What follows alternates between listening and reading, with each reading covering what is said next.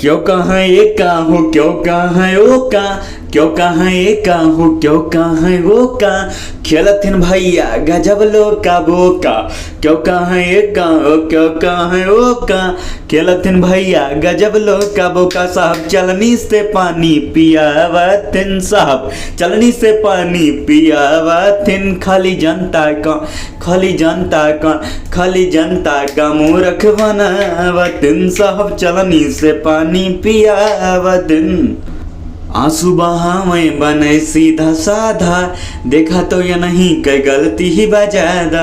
आंसू बहावे बने सीधा साधा, देखा तो या नहीं कई गलती बजादा। बाबू चक्की पे आटा पिसावथिन। खाली जनता का, खाली जनता का, खाली जनता का मूर्ख बनावथिन। बाबू चक्की पे आटा पिसावथिन। चक्की पे आटा पिसावे मतलब जौन बाटे भरम मडालेस बा, जिसे चक्की पे गेहूं लइया पिसाई जात है। तो आगे सुना जाए। ध्यान खींचे जनता के अपने नाकामी से, दुखिया गरीब मरे सबयन के खामी से। ध्यान खींचे जनता के अपने नाकामी से, दुखिया गरीब मरे सबयन के खामी से। दुखिया गरीब मरे सबयन के खामी से।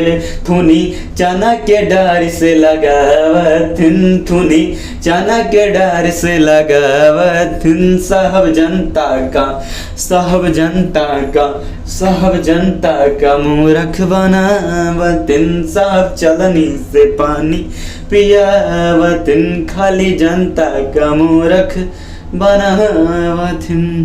धन्यवाद। अगर ये गीत आप सबका अच्छा लगे तो एक ज़्यादा से ज़्यादा शेयर करा जाए और कमेंट करके जरूर बतावा जाए।